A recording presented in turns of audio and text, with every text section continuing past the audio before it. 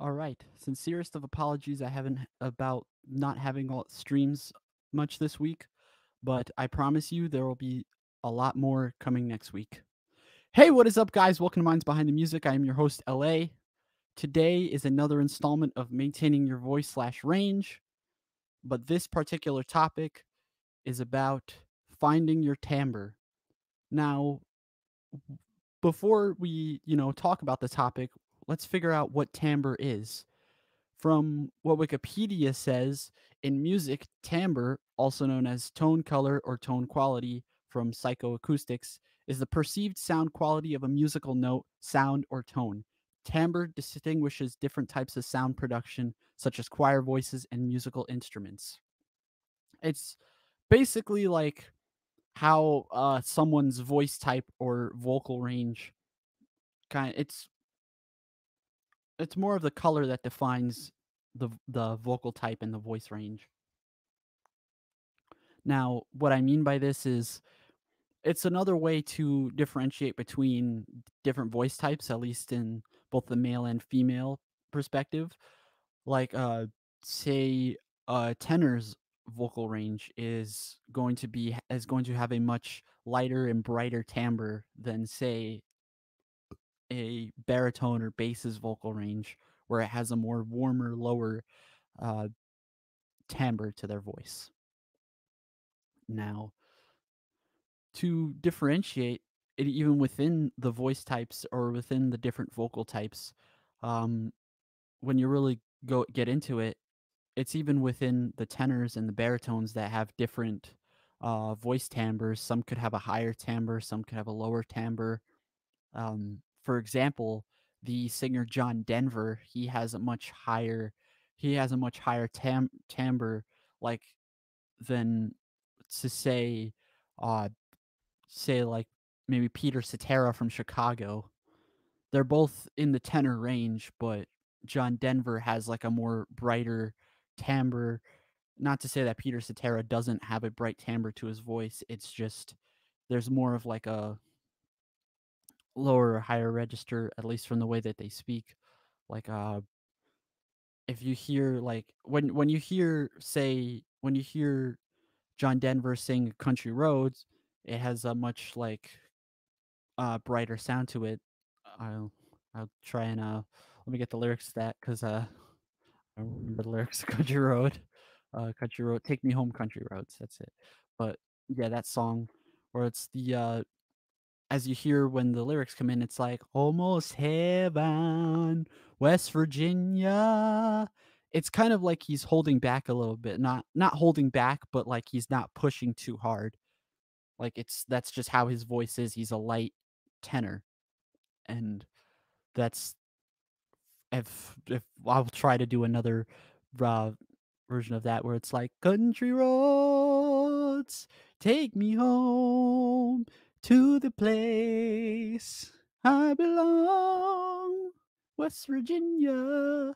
Like that kind of like he's very light in the way he's singing it. He's not like country roads like something like heavy where he's like you could tell he's like pushing the volume of his voice. Say um you're the inspiration or no. Hard to say I'm sorry by Chicago. That's notable differences in the way that Cetera sings it there. I think as you could hear from the double track voice, is like he's singing it a little harder than say the song I mentioned before, like how he starts it. Everybody needs a little time away. I heard her say from each other. It's like he's not exactly as he's not exactly going like hard or like pushing, but it's not definitely less light than say the voice of John Denver. Now this could even go to other voice types too, like the baritones. There's a lot of I think baritones have one of the widest varieties of different different timbres, at least vocally. Let me let me go to a few just to show you. Let's see, James Brown. I think a lot of people consider him to be a baritone. I think I'm not exactly sure. Let's double check that. Maybe, maybe not. Who knows? Uh, say maybe J. Cole and or say of differences between J. Cole's voice and Nat King Cole, to say the least. J. Cole is more of a rapper, but he has like, singing experience. Like he sings on his songs and he has decent pitch. He has, what it takes to have like the a decent melody in his voice. But you could tell he has a much lower register. Like say Kevin's Heart. The she my number one, I don't need nothing on the side. Said that I was done for good and don't want no more lies. It's kind of like he's relaxed while he's doing it. Like he's not fully enunciating, but you could hear the words and you could hear everything. As with Nat King Cole, where there's like so much detail into the lyrics, like um the song like Unforgettable. Like when he really starts his songs, when Nat King Cole starts his songs, like he has so much proper enunciation, so much like strong rich timbre to that as well. Like he adds so much detail to his singing.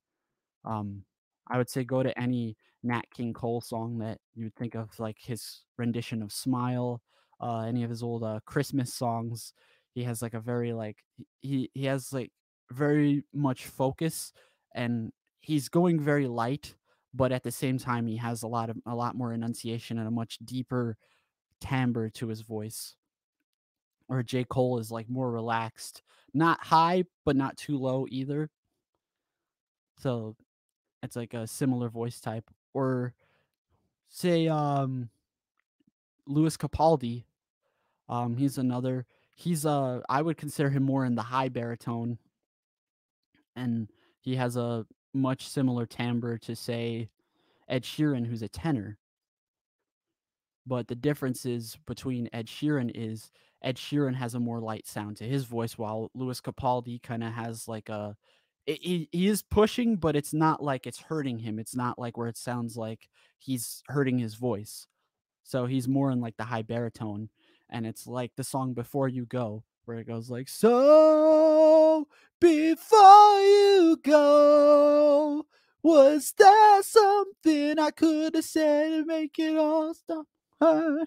Like, and even when he hits the higher notes, like when he hits those high B flats, which is I think a big challenge for baritones, like the part in Before You Go is like, before you go.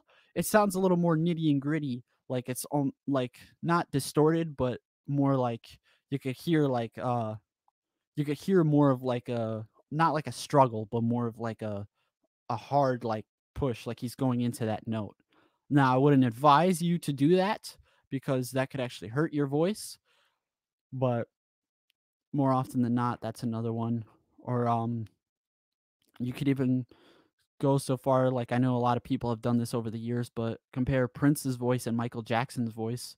They both are two of the biggest, greatest singers out there from the 1980s, two of the biggest artists from the 1980s as well. And Prince has a more like high baritone voice to him, while Michael Jackson's a high tenor. So those higher notes for Michael Jackson become more natural, while Prince's higher notes are more of like a falsetto, which I've mentioned before as baritones actually have better falsettos than say tenors, because baritones can't belt as high as the tenors can. And there's more instances than not of Prince using his falsetto saying "I want to be your lover" and uh and "Kiss," and as well as "Adore" from his 1987 album Sign of the Times. "I Want to Be Your Lover's" from his second album Prince, I think. And "Kiss," I forgot which album that was from. I think it was from the album after Purple Rain or after the Around the World in a Day. Well, I've only known a couple instances of Michael Jackson doing the falsetto, like when he does the hee hees and when he does the when he sings "Don't Stop Till You Get It Till You Get Enough," where it's very distinct. Michael Jackson's falsetto and his full voice is very distinct, as is Prince's. But when Prince sings the lower notes, you could tell it's a baritone singing. like 1999 when I could say when or better yet, Purple Rain when he's like, "I never meant to cause you any sorrow." Like it sounds when he sings that melody, the only want to see you laughing in the purple rain. Like that part was when you could hear when you could hear him that's like not his highest, but it's like one of his uh it's more comfortable for him melodically. Say when Michael Jackson sings "The Way You Make Me Feel," that's higher in his register, like "The way you make me feel." Like that part with Michael, you could tell he's in the higher register when he can belt higher and when he could sing higher, like on on the song Billie Jean or Thriller, where he's hitting those like high C sharps. But the kid is not my son. I believe when he sings that, I think the C sharp is falsetto, but in Thriller, he's belting that C sharp. Now, we could even go to even go from back to similar voice types. Mick Jagger, unmistakable baritone voice, and he has a more medium to low baritone as compared if you want to really compare and contrast with Alice Cooper, who has a higher baritone voice where you could tell his register is more in the higher sounding. Like, yes, like they're both baritones, but one has like a lower register to his voice while the other has a higher. Or if you really want to compare, Joji, he's a very unmistakable baritone voice. I think he's more in the medium to high baritone, where he like you could tell like his comfort zone is the much lower parts, like the third octave notes, rather than the being up by the fourth octave notes. Sometimes it goes up to those fourth octave notes, but whenever I hear him singing melodies, it's more into the lower into the third octave notes. Whenever he sometimes whenever he gets to like the higher fourth octave notes, when it goes to the fourth almost fifth octave notes, he is just doing primarily falsetto, like you do from his recent album Nectar, where it's like, I don't want to seem foolish, I know you can do this, where you could hear him like you could hear him going through like hitting those notes but not going too hard because it's that falsetto, it's that light falsetto that he's hitting, while while he's in the melody for that song, the main melody during the pre-choruses and just the rest of the verses, like that part that I sang the falsetto was the bridge, while the rest of them would go like if you ever go, and then when in the chorus he sings lost in the blue, they don't love me like you do. Those chills that I knew, they were nothing without you. And everyone else, they don't matter now. Like he's staying in that lower register, and that's just kind of his thing. Well, I know this is like a huge drastic difference, but Alice Cooper's voice is much in the higher register, but they have the exact same voice type. They're in the baritone range. Say No More Mr. Nice Guy, where he's kind of like hitting much what do you call it? Hitting a much like almost like not by the fifth octaves, but by the fourth octaves. The I used to be such a sweet, sweet thing until they got a hold of me. Where you could hear that's like distinctly higher than say Joji or David Gilmour or anything like that. And that's in the same voice type. Like he's not exactly hurting himself, pushing too hard, but like it's you could hear the power in his voice where it's like not as soft. It's more like aggressive. And I I'm again not very familiar with female voice types, but I could definitely tell you from at least from what I can hear, say in the altos, which I am familiar with alto voices, the say Cher's voice and Stevie Nicks' voice, they're both literally almost in the exact same range. They're both two of the greatest singers of all time and two of the most distinct contralto voices in popular music. Like Cher has that like distinct like the say and believe that you will live in like she has is in that lower contralto range, and that's like her distinct voice, while Stevie Nicks has a more like brighter, lighter sound and more like softer to her singing, like in Edge of 17, the just like the white victor. Like she's singing more in like an upper like higher note register, while Cher kind of sings in more of like a comfortable lower note register. They're both considered contraltos, but it's all a matter of their timbre, and how their timbre affects their singing voice also affects, you know, the notes that they hit. Like say with Peter Cetera, when you hear him speaking, I'll see if I could pull up a video. Let me just pull up a video for you guys real quick, and I will.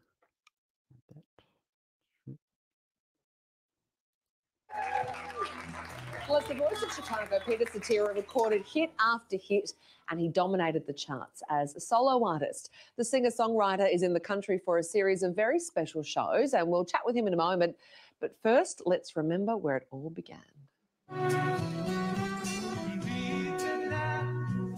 Tenor, but he's singing with the lower timbre, like you could hear right here.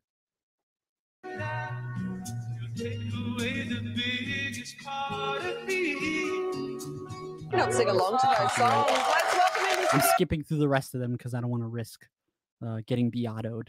Peter Cetera, everyone!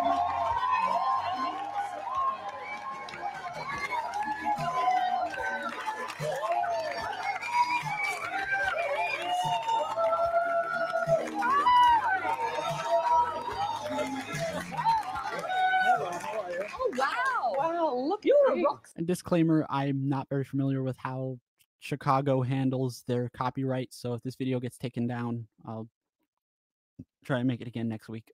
Stop. You smell good too. You have sunglasses. Sunglasses on, you have to be a rock star. What are you wearing?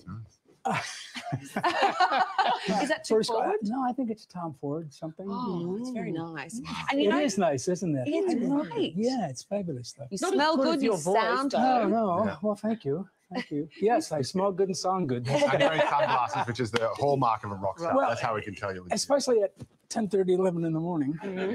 Would you normally this be up age- at this hour? I'd be up, but I wouldn't be in front of cameras. You know, one's face doesn't wake up until Yeah. noon, 1 o'clock. You know. Yeah, I find my brain doesn't wake up until even after that. Yeah. Now, you certainly know your way around a power ballad. Belting out those songs, I mean, wow. We all were belting them out with you. Yeah, there's I've had a lot of success both with Chicago and with my solo career with ballads. I mean, people think that that's the only thing I sing and write, but I mean, I think if you listen to most of the CDs, there's only 1 or 2 songs on there that are ballads, but people tend to really like the way I do them. So. You're the king of the power ballad, aren't you? I am? You're the- Oh. Better than being the queen. You played the bass with Chicago, but you do. started off playing the accordion, didn't you? Why did you change instruments? It was the I think it's accordion. obvious, isn't it? No, not the people love the accordion. Is that one? Yeah, that one, Yeah, you with know, the this squeeze one. box. I tried to get a guitar. My parents wouldn't allow it. So you're looking at probably the last boy from Chicago that was forced to play the accordion. There's some very famous accordion players. Yeah. And I was thinking one time about doing an album with the sign for don't with the slash through it. Play an accordion, go to jail. Weird Al Yankovic, Yeah. Caitlyn Jenner. Does she? Oh, Really? yeah, Wow, I yeah. didn't Well, know she that. plays the Not accordion. anymore, I don't think, but with the bellow shaking. But yeah. You probably pick up more chicks with the guitar, don't you think? Rather I than the would piano thought so. accordion. Yeah, I think so. Speaking from experience, are you there? Yeah, no. You mentioned As you can hear, from how he was talking, it's in a more like lower kind of richer kind of timbre to his voice, not just in his speaking voice, in which I said that very much affects how your range is in general. And I will show you another. I'm gonna go to Getty Lee, who is a high tenor. I'm gonna try and find that one video that I went over on my very first stream. It was the way that Rush ended, and how I thought that that was a very good band breakup. But I'm just gonna show a So little are you snippet at of that peace? video, and I'm gonna show you a little bit of that video just to show you how Getty Lee speaks and how, like, you know what note register he's in, or like what how his timbre sounds like. Because as if some of you haven't listened to Rush, I would definitely have you check it out. And because Getty Lee sings in a more high tenor register, say like John Anderson from Yes, and of course Michael Jackson.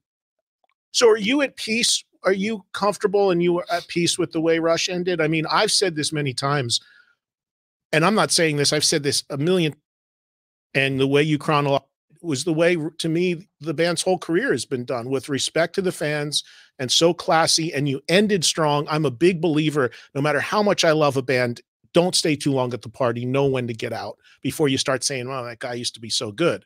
Having seen that show, I mean, I thought it was actually better than some of the tours that preceded it in terms of the way the band sounded. So I would agree with are that. you happy with the way the whole thing buttoned up? Oh yeah. I mean, that last gig was a difficult night.